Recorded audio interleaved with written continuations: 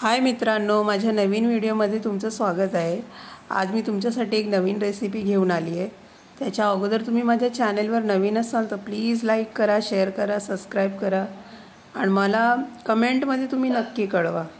So आज मी recipe बनवणार आहे अंड्याचं कालवण। अंड्याचं कालवण आपण म्हणजे अंडी कट न करता पण बनवतो, पण मी आज अंडी कापून अंड्याचं कालवण करणार आहे।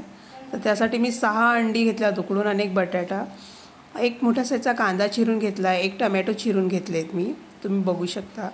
त्यानंतर आता मी ही अंडी आणि बटाटे कट करून घेणार आहे छोट्या छोट्या तुकड्यांमध्ये, दोन्ही अंडी आणि बटाटे।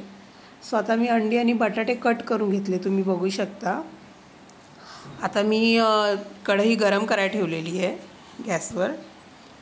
गॅसवर कढई गरम ठेवली आहे। आता त्यामध्ये मी तेल ओतलेलं आहे आणि कढीपत्ता टाकलेला आहे। आता मी त्यामध्ये कांदा टोमॅटो टाकले, तेही छानपैकी भाजून घेते।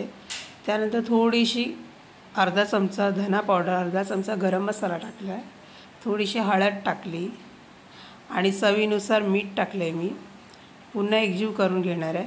तर मी यामध्ये लाल मिरचीचं वाटण टाकणार। ही लाल मिरची लसूण आणि मीठ टाकून बनवलेलं वाटण आहे फक्त।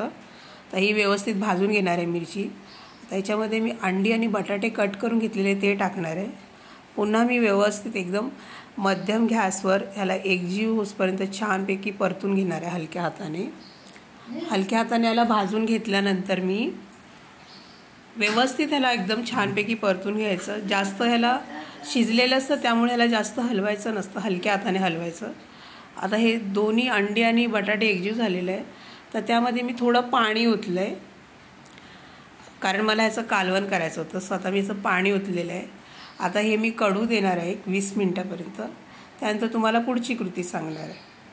तर आता आपलं अंड्याचं कालवण कडत आलेलं आहे, तुम्ही बघू शकता एकदम छानपैकी।